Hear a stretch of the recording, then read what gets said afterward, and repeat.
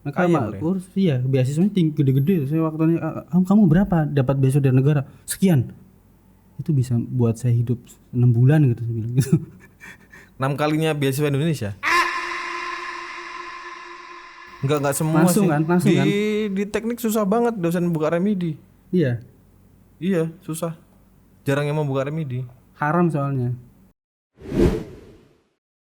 Kan diajarin di Binbas jangan ke Mesir gitu karena manhajnya berbeda gitu. Ini saya perhalus nih.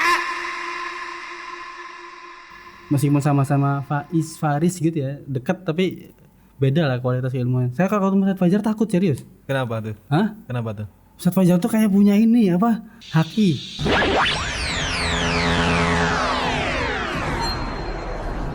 Assalamualaikum warahmatullahi wabarakatuh.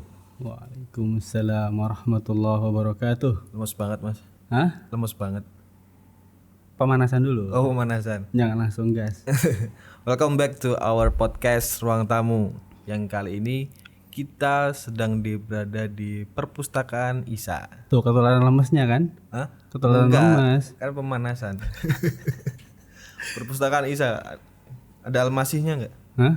Enggak, bukan perpustakaan ISA nih Mas. Apa? Ruang tamu ISA. Oh, ruang tamu ISA. Kok diambil nama ruang tamu? Kan sama podcast ruang tamu. Kayaknya diganti deh Mas dengan ruang tamu. Apa? Bertamu. Iya sih.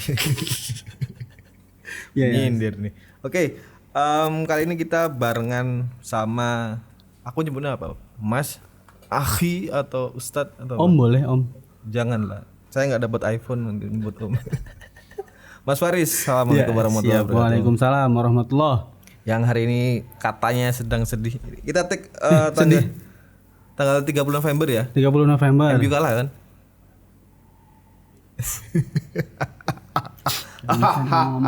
Gak bisa nih. Berat. Gimik. Gimik. Pemanasan dulu. Ya Mas Faris ini adalah nyentak dulu teman-teman. Ketua Bidang Riset dan Pengembangan Institut Al-Aqsa untuk Riset Perdamaian. Tapi singkatnya ISA ya. ISA. Bener ya? Sejak kapan Mas jadi Ketua Bidang Riset Pengembangan? Ya 2 tahun inilah Mas terakhir. 2 tahun terakhir ini ya. Ya kadang apa? jadi kepala bidang riset, perpustakaan juga, macam-macam lah. Di bawah kepala bidang riset itu ada perpustakaan di antaranya. Gitu. Ada kajian-kajian di ISA. Tapi belum ada podcastnya nih. Ya itu Iya kan, ini ya. Kita mulainya dengan ini ya, ruang tamu ya. Ruang tamu. Tapi jangan diakuisisi. Enggak, kalau ISA kayaknya bukan ruang tamu, ruang pembebasan kayaknya. Ruang pembebasan. Belum Ketika ada apa-apa. ruangnya kan bebas. Oh iya bebas ya. Terus gimana dong? Ya, harus gak perlu adanya ruang kalau bebas. Harusnya Pembebasan. pembebasan aja berarti ya. Atau perlawanan. Atau mihrab. Mihrab. Pembebasan. Kan bisa anaknya Maryam. Mihrab Maryam. Ya kan anaknya. Feminis banget. Ya kan dia lahir di situ. Oh iya sih. Iya. Guys, apa? Nah, jadi sampai mana tadi? Mas Faris ini juga penterjemah ya. Nerjemah. Iya, Penterjemah alhamdulillah. di SA. Di SA dari tahun 2000 berapa ya? 2014-an lah. Oh, berarti lebih dulu dari Dulu ini. dari ISA. Iya. Kalau SA itu kan lahirnya tahun 2007. 2007. Kalau ISA-nya? ISA itu 7 tahun setelah SA. Berarti 8 tahun maaf, 8. Berarti 2015 2016. Hijriahnya itu sekitar 1436 kalau nggak salah. 1436. Ceritain dong Mas, ini spill dikit aja. SA itu apa? ISA itu apa? Singkatnya SA itu kan ini Mas, kayak sama kayak lembaga-lembaga kemanusiaan. Lembaga-lembaga kemanusiaan tapi yang bukan hanya apa ya bahasa sekarang mungkin jual kesedihan kali ya, enggak. Enggak, tapi ya, tapi menginformasikan yang ada di sana gitu. Rahasia umum ya. Iya sih, rahasia umum ya. Enggak, tapi yang difokuskan bukan hanya ngambil angle itu aja, tapi karena pendiri SA itu adalah backgroundnya adalah seorang jurnalis, jadi cover seluruh peristiwa yang ada di sana, terutama angle-nya adalah penjajahan. Nah itu yang mungkin yang beda kali Mas dari dia lembaga kemanusiaan, tapi yang diambil adalah sudut pandang perlawanan dan pembebasannya itu. Bedanya yang disajikan adalah karena backgroundnya adalah jurnalis, yang disajikan adalah informasi-informasi di garis depan. Garis depan, oke. Nah kalau konteksnya informasi berarti kan merujuknya ke sana ya, ke Gaza, ke Syam dan lain sebagainya. Nah kan pasti rujukannya kan pasti bahasa Arab kan. Ya ada yang bahasa Inggris tapi kan banyak bahasa Arab. Bahasa Inggris nih? Bahasa Inggris, bahasa Arab ada. Cuma sumber-sumber sekunder yang lain kan juga perlu dicek tuh, kayak kesaksian-kesaksian warga sana itu kan butuh diterjemahkan. Nah, waktu saya membantu di situ di menerjemahkan berita dari bahasa Arab ke bahasa Indonesia. Itu pun ada pelatihannya juga tuh. Nanti kapan-kapan kita minta Babeh ya untuk bikin pelatihan lagi, Beh. Perlu, Beh, buat anak-anak muda. Dong. Sini apa sini? Di sini. Enggak, maksudnya di podcast ruang tamu. Oh, di podcast ruang tamu. Oke, siap. Tapi ngadep sana. Ya? Ngadep sana. Iya, antum yang ngajak. Iya, nanti bikin itu bagus banget tuh. 2014 bikin pelatihan pertama pelatihan kerelawanan. Dan penerjemahan dari bahasa Arab ke bahasa Indonesia. Jadi kita belajar satu paket tuh, Mas. Kan biasa kita cuma belajar jurnalistik. Nah, waktu kita diajarin nerjemah dari bahasa Arab ke bahasa Indonesia itu 2014 bulan Agustus. Saya ingat banget tuh. Akhir bulan Agustus tanggal 28-an tuh. Itu kan karena berkesannya tuh. Babe kan punya teori-teori tentang kerelawanan yang enggak ada di buku-buku itu, bagus banget. Terus penerjemahan. Nah, dari situlah dari 2014 jalan sampai 2016. Isa lahir. Terus Isa lahir. Isa setahun berarti. Setahun setelah itu. Oh enggak. Peresmiannya kan Isa diresmikan secara diresmikan itu kan di Muktamar Konferensi Internasional di 2016. Saya lupa bulannya itu ya, kalau nggak salah. Biasanya sih akhir tahun sih, Desember itu. Nah 2000 di Konferensi Internasional Baitul Maqdis di sana waktu itu. Di Turki? Di Turki, di Istanbul. Saya waktu itu masih di Mesir. Tapi ikut ke Turki? Ikut diajak. Siapa sih yang nggak mau diajak? Dibayari kan? Hah? Tiketnya? Alhamdulillah. Tapi saya nggak tahu membayari siapa waktu itu ya, dari Allah itu. Tahu-tahu datang lah. Iya. Enak tuh. Ajak lah kalau ke Turki. Bisa kali. Beh. Bisa kali ya. Bisa, insya Allah. Terus Isanya belum diceritain. Oh iya, Isa dari 2016 itu kan jadi apa tadi, penerjemah. Iya. Terus digeser waktu itu, pergeseran itu jadi pas Muktamar itu 2016. Pulang dari Muktamar ya, lagi-lagi di sana kan referensinya sumber-sumbernya kan dari bahasa Arab semua, yang pembicaranya ya meskipun ada yang bahasa Inggris ya, tapi tetap yang dibawa oleh Isa oleh-olehnya oleh ilmunya itu adalah dari bahasa Arab dan keilmuan tentang Baitul Maqdis. Nah, waktu nyampe Indonesia diberikan proyek tugas oleh OD waktu itu untuk menerjemahkan sejumlah buku. Oh, tahun itu prakteknya. Iya. Mulanya yang diminta sebenarnya waktu itu nerjemahin bukunya Dr. Haitham Ar-Ratrud. Siapa beliau itu? Yang meneliti tentang arsitektur Masjidil Aqsa. Yang ini loh Mas, yang mungkin pernah lihat ya, nanti di buku Mas ya? Yang di sini ya gambarnya. Bisa nggak nanti di editor? Bisa dong. Tugas ya. Apa yang ditunjukkan bisa di kita, inilah kurang lebih ya, nanti di buku Mas Baitul Maqdis kan? Buku Mas ada, saya lupa jilid berapa tuh, tapi ini loh yang neliti yang neliti apa istilahnya Mas? Arsitektur, iya. Enggak, kalau di arsitektur landscape-nya ya. Apa di ilmu arsitektur apa? Peta. Iya, petanya. Kerangka pembangunan Baitul Maqdis itu sama antara Masjid Al-Aqsa dan Ka'bah. Nah, karena waktu itu saya masih baru belajar dan terjemahin buku, nggak selesai itu waktu itu. Nggak dapat nilai berarti? Nggak selesai karena istilah-istilah arsitektur kan pakai kayak pendekatan keilmuan modern kan pasti kan. Iya. Ya istilah-istilah apalah kita juga nggak paham waktu itu. Akhirnya untuk menutupi kegagalan itu saya waktu itu nerjemahin buku yang lebih kecil, namanya buku Tafsir Surat At-Tin dalam perspektif lingkaran barokah, yang ditulis oleh istrinya profesor waktu itu, Profesor Abdul Fattah Al-Owaisi. Istrinya profesor juga peneliti juga. Nulis. Keluarga peneliti semua. Iya. Kecuali anaknya. Anaknya kan dokter Khalid. Enggak, ada satu lagi anaknya Ali namanya. Enggak neliti tapi desainer. Nah, desain tentang Baitul Maqdis. Oh, tapi masih masih. Satu circle tuh. Circle barokah. Circle Baitul Maqdis. Terus Kalau Mas Afif sendiri gimana? apanya? Saya sedang mengusahakan. Usahakan ya. Kan nama anak kan Yahya. Yahya ya. Ambil itu kan aku nanya ke dokter Khalid itu pas mau lahiran siapa namanya Yahya. Yahya. Ya, dibilang kan itu nabi yang lahir di situ kan. Lahir di sana. Baitul Maqdis kan. Next coming soon juga istriku lagi ini masuk 9 bulan juga. 9 bulan. Mau ngambil nama nabi yang berhubungan dengan situ juga. Iya. Udah daftar BPJS belum? Apa? Lupa aku agak ngurusin. Hah? Daftar Mas, lumayan. Biar masuk IGD aman. Iya. Pekan lalu dia Mas Faris muntah-muntah, guys. Hah? Keracunan apa kemarin? Gadung. Oh gadung tuh. Itu sebenarnya waktu pas Mas Afif udah pas ke atas tuh, tuh muntah itu sebenarnya. Iya, kita sudah OTW berjalan. Jadi penerjemah. Nah, buku pertama yang diterjemahkan itu bukunya itu baru 50-an halaman lah itu, sekitar 50-an halaman. Berapa lama terjemahin? Sebulan paling. Cepet banget. Enggak lama itu, justru kalau ukurannya sekarang lama itu. Kalau sekarang mungkin bisa lebih ya. Temen-temen Mas Faris tuh jago. Alumni kuliah itu 9 tahun. 9 tahun ya. Pendalamannya luar biasa. Enggak, Mas. Di Al-Azhar Mesir. Al-Azhar. Jurusan apa tuh? Syariah waktu itu, Mas. Syariah. Syariah Islami berarti apa? Hukum ya, Hukum Islam. 9 tahun. Apakah dulu emang cita-citanya masuk situ?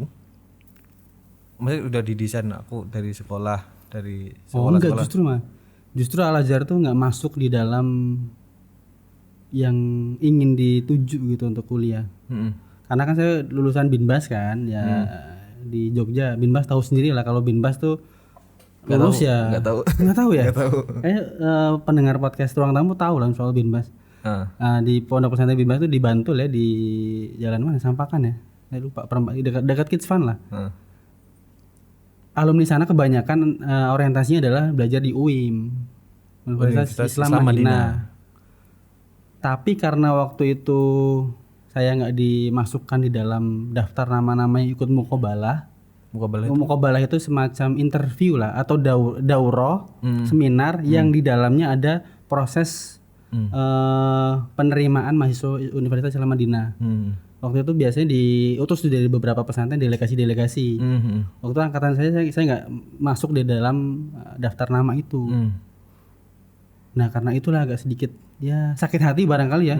Udah pengen ke sana terus nggak sesuai ekspektasi. Iya, kenapa dibatasin gitu, yang dipilih hanya beberapa orang, kan bisa ditawarkan emang kota dari sana kali? Hah? Kota dari sana kali? Bukan, mungkin ya.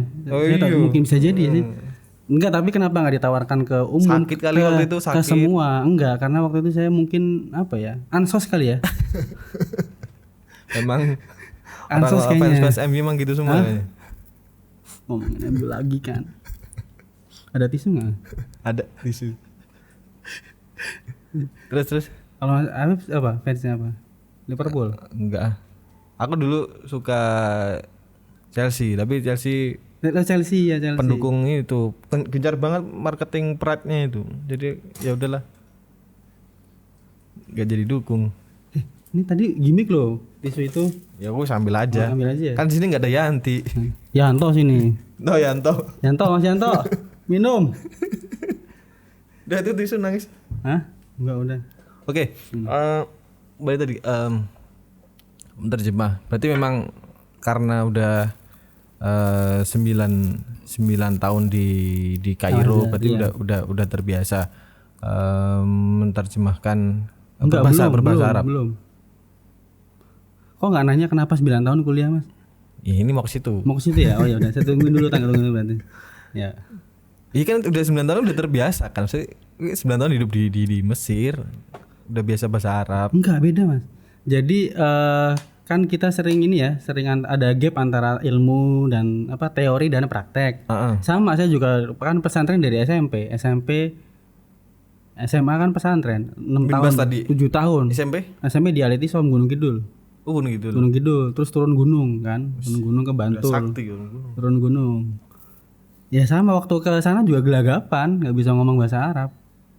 Sebeda itu kah? Ya karena di pesantren kan bahasa Arabnya bahasa Arab ini lah, bahasa enggak formal, bahasa Arab versi Indonesia gitu. Ana uridu an adhaba ila masjid misalkan gitu. Saya mau pergi ke masjid tapi kaku banget gitu, enggak sefluent. Enggak seseleng. Enggak kalau jangan sefluent, enggak sefasohah bahasa Arab yang di Mesir kan. Jadi beda lah kalau Inggris kan sefluent itu kan. Kalau Arab berarti maaf, Munsyarat tadi kena enggak? Apa? Munsyarat kena enggak? Enggak ya. Jauh ya. Gini. Gini ya.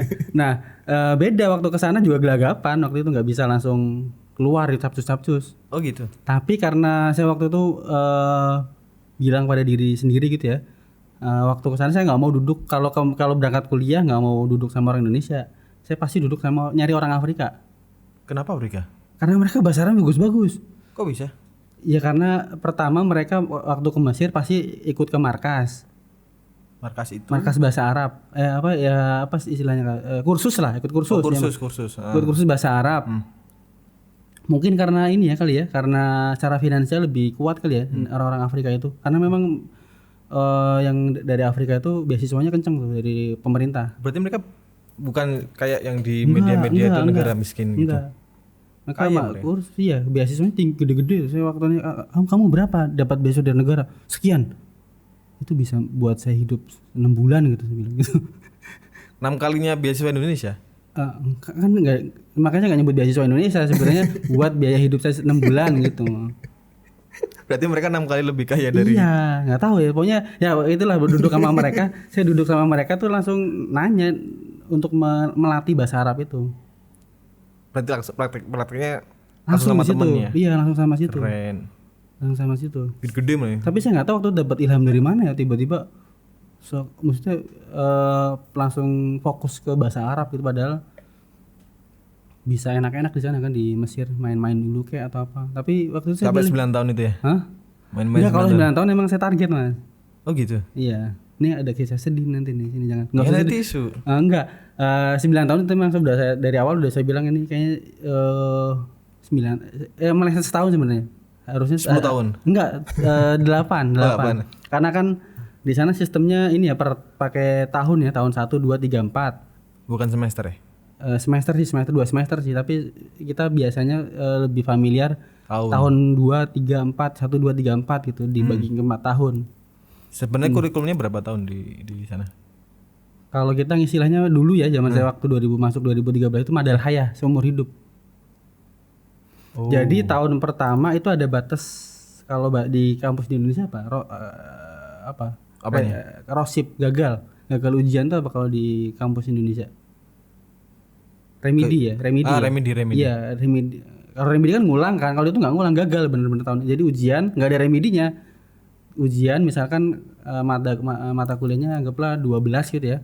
Ada yang kena di atas 3 itu gagal. Jadi harus ngulang setahun. Ngulang 3 itunya. Remedi juga sih sebenarnya. Remedi tapi remedi tahun depan. Kalau di Indonesia kan enggak kan ya? Enggak semua langsung sih. Kan? Di teknik susah banget dosen buka remedi. Iya. Iya, susah. Jarang yang mau buka remedi. Haram soalnya. Iya, suruh ngulang sih. Enggak haram soalnya. Kenapa? Remedi kan. Remi ada reminya di situ jadi enggak. Jadi susah. Jadi susah Mas ada reminya di situ, nggak boleh main remi kan, haram kan. Iya sih. Kan di Mesir kan ini Indonesia. Iya. Nah, balik ke itu ya 9 tahun. Nah, saya waktu itu kan karena sambil kerja gitu ya, jadi kerja di mana? Di rumah makan, cuci piring. DJ kalau jadi cuci piring lah cuci piring. Part time berarti ya? Part time. Full time sih hitungannya. Jam berapa sampai jam berapa? Ya dari jam kalau sana kan mulai buka itu habis zuhur, berarti dari jam 10 lah. Dari jam 10 sampai jam 10 malam lah, 12 jam berarti. Nah, karena saya enggak mau ngoyo bahasanya, enggak mau ngoyo. Kan ada ya anak-anak yang kerja sambil kuliah di forsir gitu ya. Kalau saya enggak mau kayak gitu, lebih santai lah. Karena mungkin enggak ada bimbing kali ya, enggak ada yang bimbing. Jadi saya target nih kayaknya 8 tahun deh, jadi 1 tahun itu saya bagi ke 2 gitu. Jadi 1 tahun 4 tahun jadi 8 tahun. Iya. Ini contoh-contoh orang-orang yang mendalami ilmu nih. Tapi akhirnya meskipun itu kalimat yang nggak bener ya, nggak baik ya maksudnya. Tapi sama Allah ijabah loh itu, jadi bener-bener 8 tahun loh, malah lebih setahun. Tapi full beasiswa kan? Hah? Enggak ada. Uang sendiri? Hah? Uang sendiri. Uang sendiri. Ih. Nyari sendiri lah. Oh iya nyari sendiri. Nyari sendiri. Bukan beasiswa orang tua ya? Enggak. Keren. Nyari sendiri. Terus 8 tahun tuh apa yang berharga, apa yang didapat dari itu berharga banget? 8 tahun belajar itu. Kalau yang berharga itu ini sih Mas. Kan pertama ada kontras tuh, belajar di Binbas. Yang backgroundnya secara manhaj itu berbeda dengan manhajnya Al-Azhar. Iya. Terus nyampe sana apa istilahnya ya? Iya. Butuh masa transisi kan, butuh adaptasi. Kok dari sana kok ke Mesir? Iya, kan diajarin di Binbas jangan ke Mesir gitu karena manhajnya berbeda gitu. Ini saya perhalus nih maksudnya enggak. Jangan disebut juga udah. Manhajnya udah bagus kan tadi kan kalimatnya pas kan, tapi ya usah diperjelas kayak gitu. manhajnya berbeda dengan Binbas. Jangan ke Mesir gitu nanti tercemar lah akidahnya dan lain sebagainya. Tapi begitu sampai sana saya lama tuh, kenapa 8 tahun juga karena lama. Kayaknya mungkin 5-6 tahun kali. Jadi saya kan kampusnya di Kairo. Cuma saya talaki ke ulama-ulama yang semanhaj dengan manhaj lama, bukan manhaj lama ya, manhaj yang diajarkan di pesantren di SMP dan SMA kan sama gitu. Nyari di Samanut gitu, ketemu Syekh Mustafa Al-Adawi, kemudian Syekh Wahid Abdul Salam Bali yang pakar ruqyah yang jadi rujukannya Ustadz Faizar tuh. Nggak tahu juga kan Ustadz Faizar hubungannya dengan saya kan. Di segini? Enggak. Di sana ketemu? Di sana ketemu? Ketemu. Itu teman sekamar saya itu. Oh iya? Iya. Beneran? Iya. Berarti undang Ustadz Faizar ayo podcast di sini. Gak kenal Ustadz Faizar kayaknya, udah lupa sama saya kayaknya. Oh gitu? Iya. Meskipun sama-sama Faris gitu ya, dekat tapi beda lah kualitas ilmunya. Saya kalau ketemu Ustadz Faizar takut serius. Kenapa tuh? Hah? Kenapa tuh? Ustadz Faizar tuh kayak punya ini apa? Karena beliau ini kayaknya Jinjuriki ya? Yang QB ya? Iya. Haki. Oh, beda universe, Pak. Oh beda. Iya, beliau bisa ngebaca kan, lihat raut wajah ini kurang kasih sayang gitu, ngerti Ustadz Faizar tuh. Makanya kalau ketemu beliau ngindar, takut dibaca mukanya gitu. Besok lah undang bareng podcast ini lah. Bareng bertiga gitu ya? Iya lah. Saat ruqyah kami saat berdua saat gitu. Hah? Oh gitu Mas? Kan di ruqyah. Kalau saya enggak ya. Apa? Astagfirullah, subhanallah gitu. Lu kan enggak ada jin yang ngapain? Tadi sampai mana Mas? Tak tahu. Sampai apa yang berharga? Oh berharga. Oh ya karena ini ya, karena beda itu kemudian lama itu. Ya karena masih membawa nilai-nilai lama, bukan nilai-nilai lama, nilai-nilai yang diajarkan sebelumnya gitu, manhaj segala macam. Ya satu waktu ketemu dengan Ihya Ulumuddin tuh baca. Wih. Ngaji ke dalam, kemudian sampai pada titik coba deh itu duduk di Masjid Al-Azhar gitu dengerin kajian-kajiannya. Begitu duduk saya agak sedikit nangis waktu itu tuh. Mau keluar lagi air mata ini. Enggak usah. Tapi aktingnya bagus ya, bisa ya. Jangan dipatahin dong. Enggak, tapi emang iya waktu itu agak sedih juga tuh karena begitu duduk sana, loh dalil juga kok yang diajarkan gitu. Berarti pemahaman sebelumnya dianggap gak berdalil dong? Bukan ya mungkin karena ini ya, husnuzon saya karena ibarat orang tua gitu, orang tua ya ibarat seorang ibu yang mau melepas anaknya di hutan belantara gitu ya. Pasti nasihatnya tuh hati-hati ini. Jadi kita diarahkan untuk jalan dengan penuh kehati-hatian. Nah, waktu saya juga sama diarahkan untuk penuh hati-hati. Tapi begitu nyampe ke sana ternyata bukan hutan rimba, ternyata itu adalah taman-taman surga yang penuh dengan ilmu ternyata. Al-Azhar. Dan kalau di Binbas diajarkan waktu itu tauhidullah, sama diajarkan juga tauhidullah waktu itu di sana di Al-Azhar. Memurnikan tauhid juga diajarkan di sana. Cuma memang beda perspektif aja gitu. Akhirnya saya menyimpulkan yang diajarkan oleh di SMP dan SMA dia di Al-Ittihad Sondani Binbas itu adalah seperti ajaran seorang ibu ya kepada anaknya yang penuh kecemasan, khawatiran, yang arahnya terlalu hati-hati, awas nanti kepleset, awas. Kita anak-anak kan apa ya? Takut kan, maksudnya jadi menjaga jarak dari yang dikhawatirkan itu. Nah kalau masuk Al-Azhar seperti menemukan sosok seorang ayah gitu yang santai gitu. Oh enggak, itu enggak haram, tapi memang ada dalilnya, bukan untuk membebaskan ya, membuka selebar-lebarnya, tapi seperti kita diasuh oleh seorang ayah gitu. Ayah kan lebih santai gitu, misalkan mau di pinggir jalan gitu, kalau belum kepleset ya belum gerak gitu. Bapak kan gitu kan, bener kan? Bapak kan gitu. Nah di Mesir itu saya belajar dua itu loh, maksudnya belajar kehati-hatian dari seorang ibu dari SMP dan SMA, dan itu bagus banget tuh, maksudnya sikap mental hati-hati itu dijaga itu di usia SMP SMA. Tapi begitu ke Mesir, di Al-Azhar dengar kajian-kajian, kayak bertemu dengan sosok ayah gitu yang mengajarkan ketenangan, santai, relax gitu, chill gitu ya, santai gitu, nggak usah tegang, santai gitu. Nah itu yang kayak paling berharga deh itu di Mesir tuh. Ini quotes ya nanti ya, masuk ya? Enggak? Masuk dipotong di headline di depan biar banyak yang nonton. Iya. Kalau itu sama-sama tujuannya sama-sama baik. Sama. Cuma memang mungkin penggambaran tepatnya itu ya, antara seorang ibu ya. Itu lama loh, maksudnya mikir itu kayaknya deh, mesti mencari analogi yang pas dan tepat, yang enak itu kayaknya untuk menggambarkan dinamikanya itu kayak dinamika suami istri gitu. Yang anaknya itu adalah umat Islam gitu loh. Umat gitu. Jadi ya diterima aja cerewetnya, galaknya seorang ibu. Kan kita terima kan, didengerin aja. Enggak perlu dipukul dengan dalil yang macam-macam gitu, tuduhan yang macam-macam. Ini seorang ibu yang cerewet aja, yang ingin kebaikan buat anak-anaknya. Mas Apip ngerasa sendiri kan istrinya ke anaknya gimana? Sama ya juga ke anaknya beda kan? Enggak, kalau melulu, kadang-kadang bapaknya yang cerewet, ibunya yang tenang. Tapi beda-beda sih, tapi secara umum ya ibu lebih lebih hati-hati kan. Ya kurang lebih itulah yang dipelajari di sana di Mesir itu. Jadi kalau saya misalkan sekarang ya nanya gimana pendapat tentang kelompok A, B, C, saya langsung melihat kalau ngomong kelompok A gitu ya, saya langsung ingat guru-guru saya yang mengajarkan, menanamkan akidah, menanamkan ibadah di pesantren di Al-Ittisom dan juga di Bima. Jadi saya nggak akan keluar kalimat yang kalau didengar oleh mereka menyakiti hati mereka gitu. Begitupun di Al-Azhar gitu, kalau ada yang berpandangan berikan tuduhan-tuduhan yang kasar atau apa gitu, yang biasanya tuduhannya apa? Biasanya tuduhannya apa ya? Coba dituduh coba. Saya nggak pernah tuduh soalnya. Coba. Kan saya kan yang menjawab kan. Masa saya mencari tuduhan itu kan nggak. Coba Mas Habib sebagai itu tuduhan apa kira-kira? Ayo.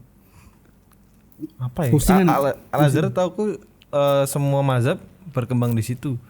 Campur aduk mungkin. Iya, termasuk Syiah kan ada belajar di sana. Tapi saya nggak belajar sih, mungkin itu di Fakultas Usuluddin kali. Tapi statementnya kuat sekali. Syekh Ali Jum'ah itu bilang, kami pelajari mazhab kalian di sini di Al-Azhar, tapi jangan sekalipun kalian menginjakan kaki di sini gitu.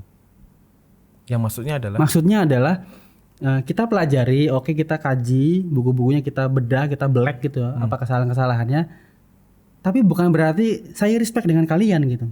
Ini hanya ilmiah, kita pelajari gitu. Kita pelajari, tapi jangan sekalipun kalian masuk ke dalam ngobrak-ngabrik, bikin kelompok baru di dalam Mesir, jangan gitu. Karena itu akan merusak apa yang sudah dibangun, dinamika sosial bawahnya itu loh. Konflik segala macam, ya kan? Paham. Nah itu yang menurut saya gentle juga, maksudnya sikapnya clear gitu ya.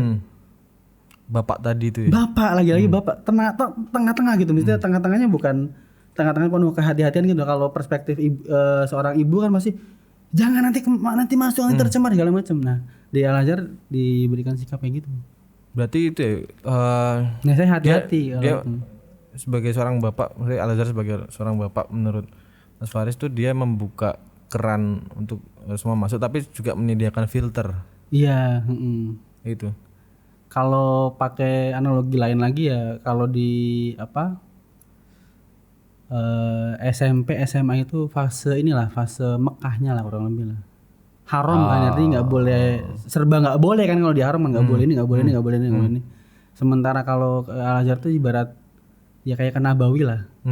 Maksudnya bukan Nabawi masjid yang haramnya, bukan, tapi lebih ke sikap rahmatan lil alamnya itu loh, sikap Rasulullah SAW-nya itu loh, representasi itunya. Yang beliau masih berinteraksi dengan orang Yahudi, munafik juga ada di situ, macam-macam banyak. Nah itu loh, Jadi tapi harus dua-duanya harus diajarkan kepada harus anak-anak, nyambung ya? harus nyambung. Gak bisa tiba-tiba anak usia SMP SMA diajarin sikap terbuka itu ya, nanti campur aduk, nanti muncul liberalisme, sekuler dan lain sebagainya kan. Tapi kalau di waktu usia kecilnya diajarin yang kokoh gitu ya, keimanan yang kuat, proteksinya lebih bagus gitu. Jadi harus dua-duanya dipadukan gitu. Cuma kan nggak bisa sekarang, susah, ya kan? Susahnya karena tadi menganggap dua entitas yang berbeda, justru dibenturkan. Padahal jangan dibenturkan, tapi menikahlah kalian wahai dua pasangan surgawi ini gitu. Mantap. Menikahlah gitu. Ini pernyataan dari orang yang merasakan langsung ya. Iya. Apa yang Mas Hafiz merasakan setelah bertemu dengan saya? Langsung buyar kan saya. Rasakan. Inilah beda sih. Gimana coba? Kan kita kalau awal-awal kenal kan orangnya kok tiba-tiba sering ngajak main PS. Siapa? Antum.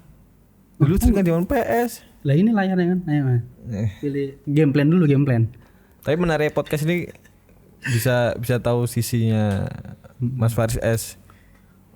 Perjalanan, aku bilangnya perjalanan sebelum masuk SA pun ya. Tapi ngomong-ngomong, Faris itu deket banget loh dengan podcast ini Mas. Apa? Faris kan disponsori oleh yang lagi saya pakai ini, nyaman banget nih, bajunya tuh pas gitu kan. Good looking juga, jadi kelihatan. Faris itu ada hubungannya dengan Fathira ya. Iya. Faris itu ya. Iya. Faris itu tau nggak? Dan itu impian seluruh penonton podcast Ruang Tamu kayaknya. Apa tuh? Faris itu Fathira reseller. Jadi buat penonton podcast Ruang Tamu, jadilah Faris, jadilah Fathira reseller gitu. Masuk aja ya. Cuan. Nanti masuk Isa nanti. Cuan. Fathira nanti. Cuan. Berkah. Ya. Berarti bisa dibilang itu minum dulu Mas. Perjalanan yang indah ya. Fase-fase belajar itu indah banget dong. Iya. Kadang masih ketarik ke sana, karena kan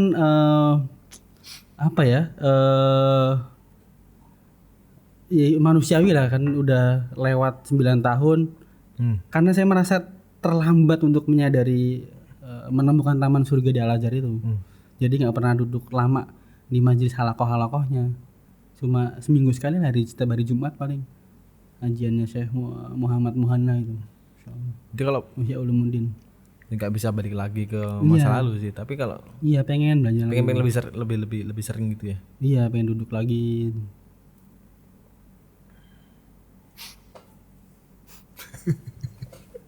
Enggak. Terus berarti jadi lompat ke SA, balik ke SA sama SA-nya dulu ya. Lompatnya berapa meter nih? Terserah, lompat jauh apa lompat tinggi. Lompat tinggi.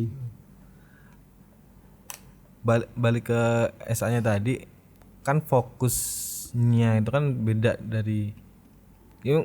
Emang aku menemukan benang merah unik dari perjalanan hidupmu itu beda, juga masuk ke organisasi yang beda. Maksudnya beda di sini kan kalau sudut pengambilan untuk kepedulian terhadap Palestina Gaza itu beda SA kan.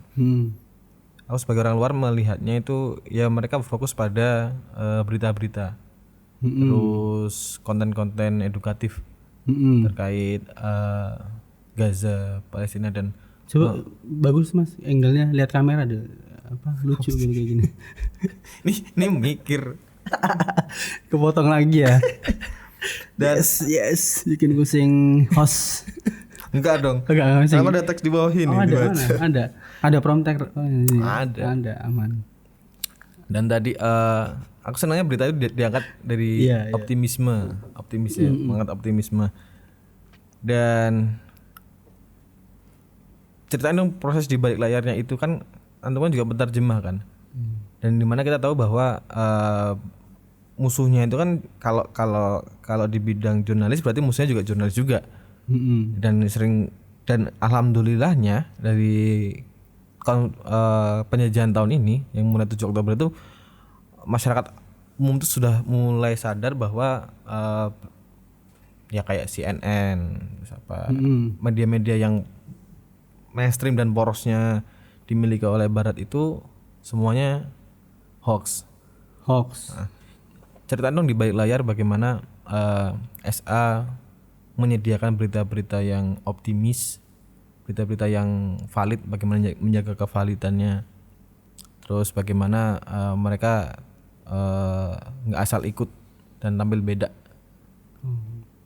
Itu balik lagi ke ini Mas, ke sebenarnya ya mindset itu kan semua orang pelajari itu, semua orang faham lah dengan metodologi dan pendekatan yang dilakukan oleh sahabat Al-Aqsa. Apa itu? Yaitu adalah terbiasa dengan sumber-sumber primer. Sumber primer. Gampangnya Quran Sunnah lah. Terbiasa mesti semua orang kan biasa diajarkan entah oleh ustadz, entah oleh guru, entah di pesantren, oleh siapapun itulah. Kan selalu diajarkan kalau mengambil berita dari apapun itu, apalagi berita tentang agama gitu kan, dari Quran Sunnah. Artinya dari awal kita belajar itu ditanamkan mindset itu, mencari sumber yang kredibel, mencari sumber-sumber yang bukan hanya viral, bukan hanya rame gitu, tapi dicek keasliannya itu, dicek kredibilitas yang memberitakan itu, kemudian juga dicek keberpihakannya. Kan berarti dari awal tuh sudah ini dulu Mas, bahasanya tuh 3 poin tuh. Kebenaran, keberpihakan, apalagi tuh? Keberkahan berarti. Keberkahan. Nah, keberkahannya berarti mikir dulu Mas, aku jadi lupa nih. Giliran aku yang memotong. Susah. Enggak. Berkah bukan susah ya, berkah. Nah, kamu muter-muter nih. Teriaknya harus apa ya? Apakah ada di sana? Keberkahannya yang pertama berarti keberpihakannya. Muter-muter dulu nih. Minum dulu nih Mas. Lupa ya, serius bener lupa nih, serius. Apa tadi ya? Tadi udah ada di sini tiba-tiba hilang. Iya, sumbernya kebenaran. Terus keberpihakan. Terus apa lagi Mas tadi? Keberkahan enggak, dari mindset itu dia apa? Dari pembiasaan. Ini udah inget nih. Yang pertama lagi nih. Yeah. Kita diajarkan Quran Sunnah, maksudnya artinya sumbernya harus primer. Yeah. Yang kedua, di dalam ilmu tazkiyatun nafas ada istilah tahliyah qabla tahliyah. Apa itu? Dibersihkan dulu baru dihiasi di atasnya gitu. Jadi bersih-bersih dulu baru dipercantik gitu. Itu konteksnya adalah hati kita. Nah, kalau konteksnya berita berarti di dalam internal timnya sahabat Al-Aqsa sudah clear dulu, sudah tidak, kalau bahasa sekarang berarti sudah tidak terjajah lagi pemikirannya gitu. Oke.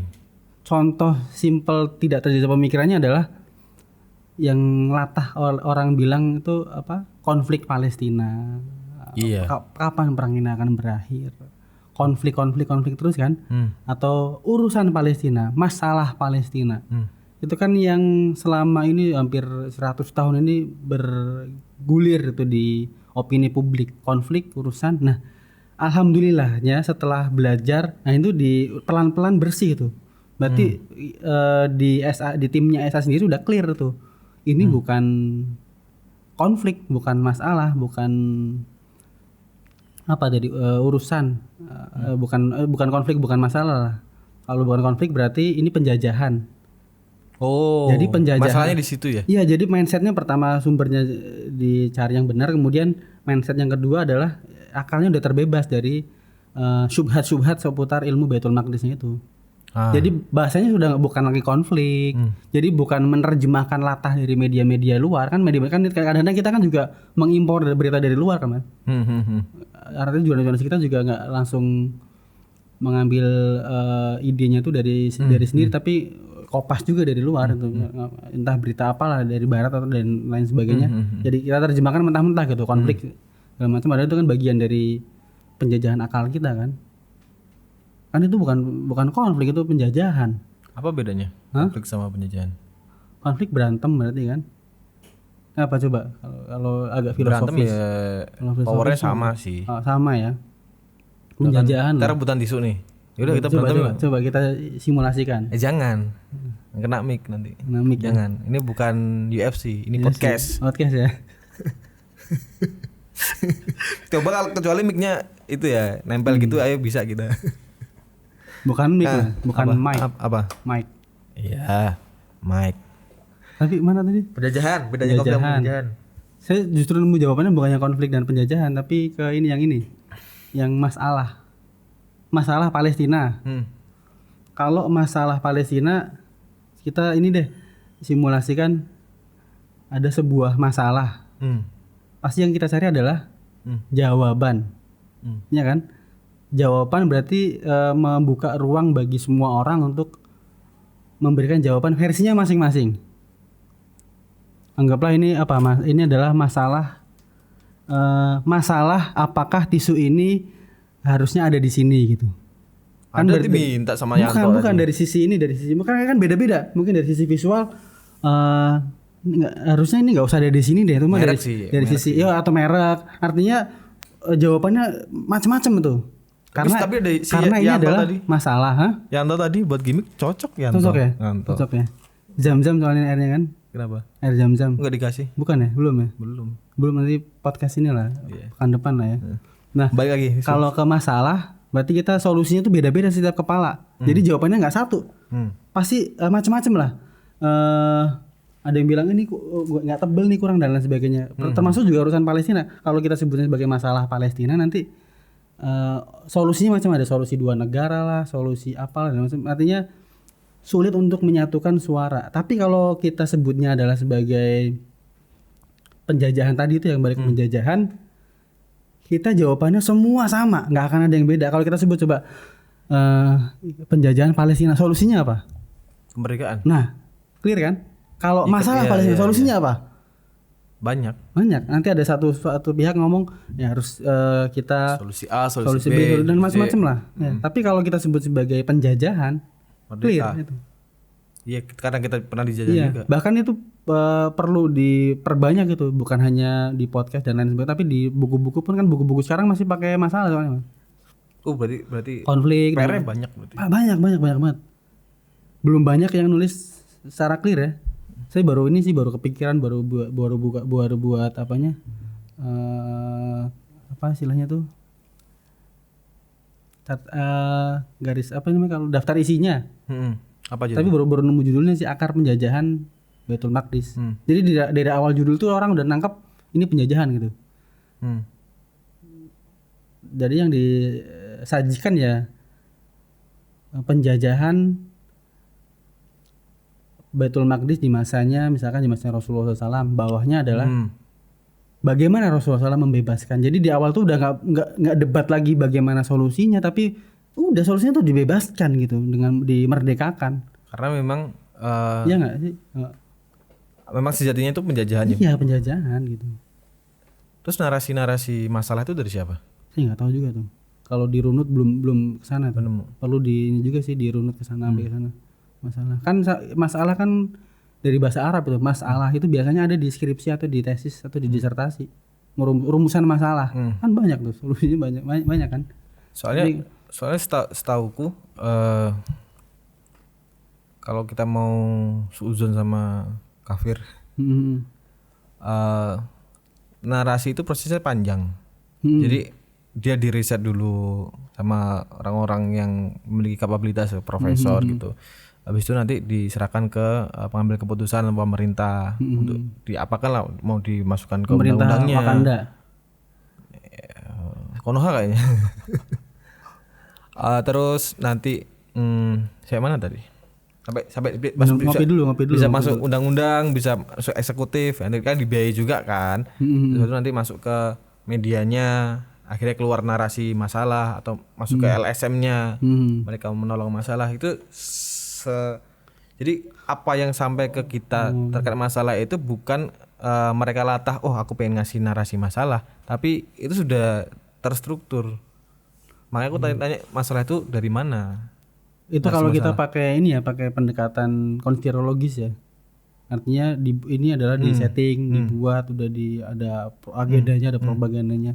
Tapi kalau kita jujur pada diri sendiri, nggak usah jauh-jauh deh mas. Kita kan memang umat Islam. Tadi kita diskusi Imam Ghazali menjelaskan kepada masyarakat umat Islam pada saat itu bahwa kalian tuh lagi lemah gitu.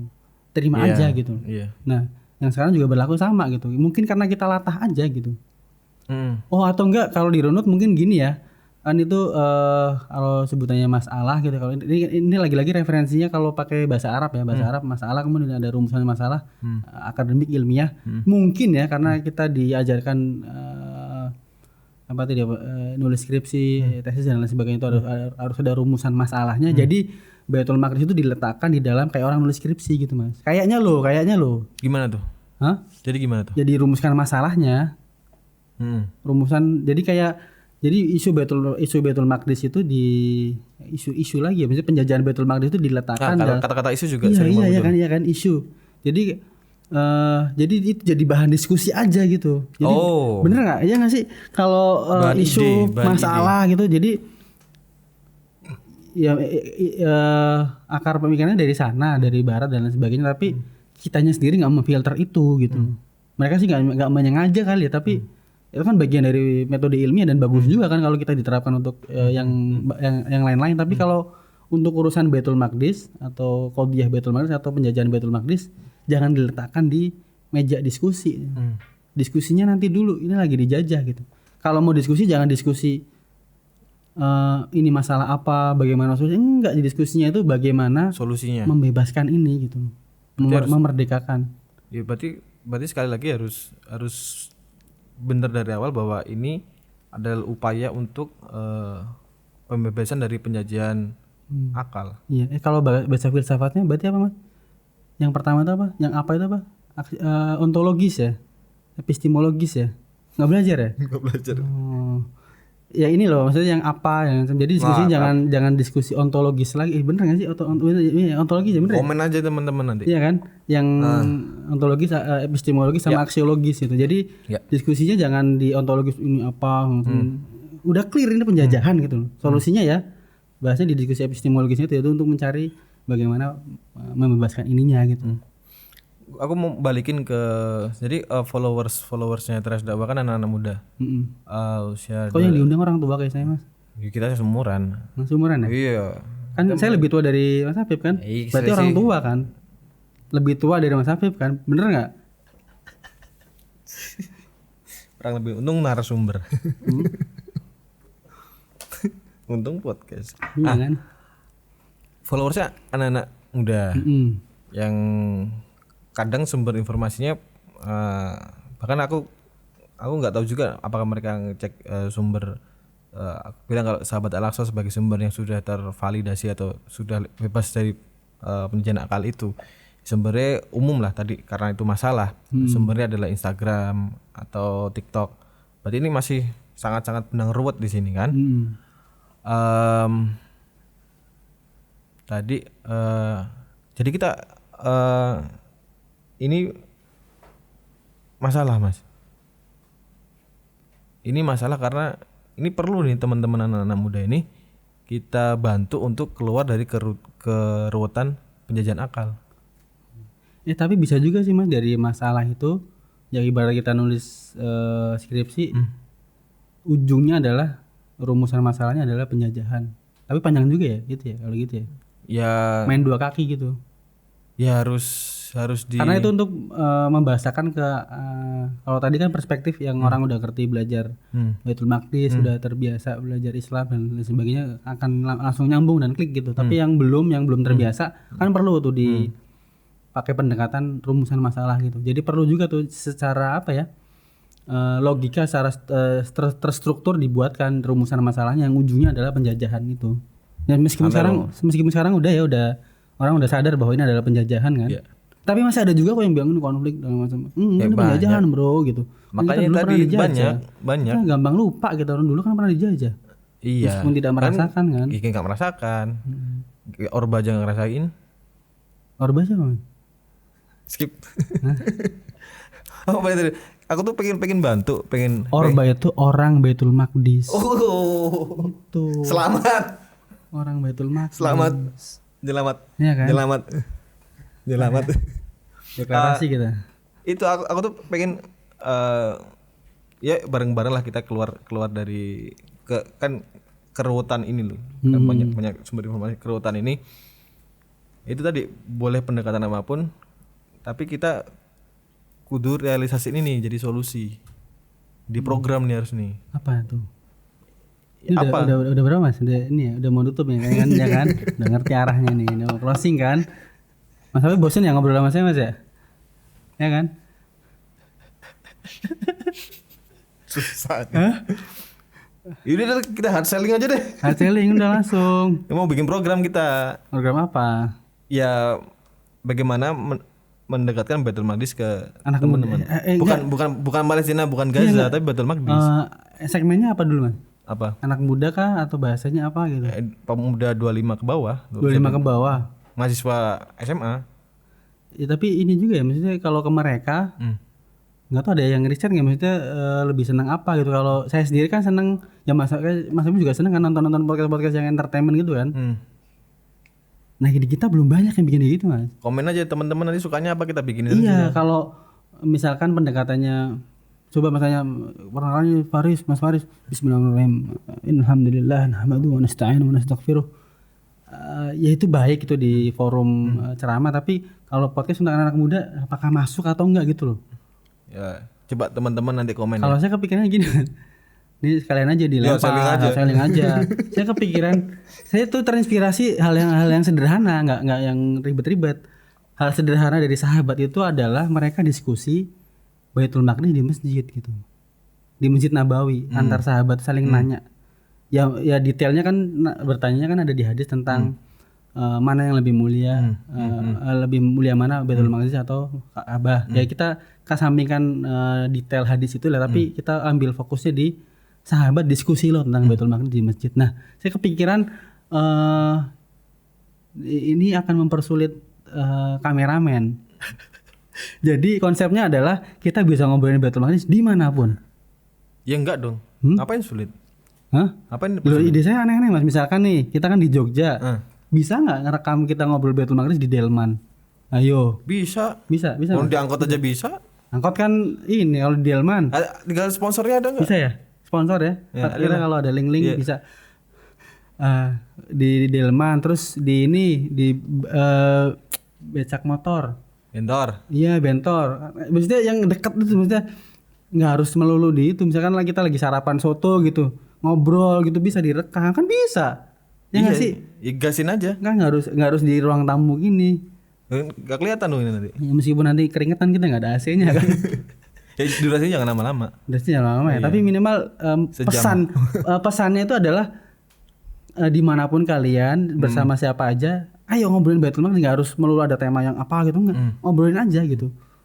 Iya kan? Bungkus aja. Bungkus ya. Bungkus. Deal. Deal ya. Yuk. Deal. Apaan? Ya kita. Geli nggak? Ih. Ini sebenarnya deal ya. Berarti kita. Apa? Deklarasi nih. Deklarasiin kita mau bikin program buat anak muda nih tentang Baitul Maqdis. Siap. Segera ya Sun ya. Insyaallah Sun. Jangan di Sun lah. Susah. Ya saksikan selanjutnya di Sun. Konten apa yang akan kita bikin.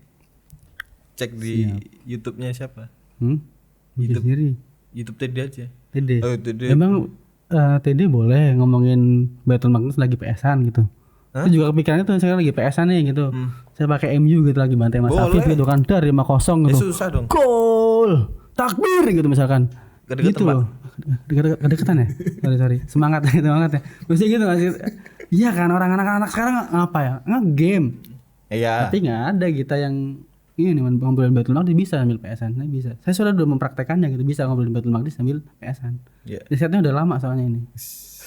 Riset dan praktek ya? Iya, langsung praktek. Kan, bukan untuk hal-hal yang sia-sia kan ini bagian dari praktek. Ngajak ngobrol Baitul Maqdis sedang main PS gitu. Bisa gitu siapa aja bisa aja. PS. PS. Lebih asik. FIFA ya. PS aja deh. PS aja. Naruto itu bisa. Iya, udah lama enggak main aku.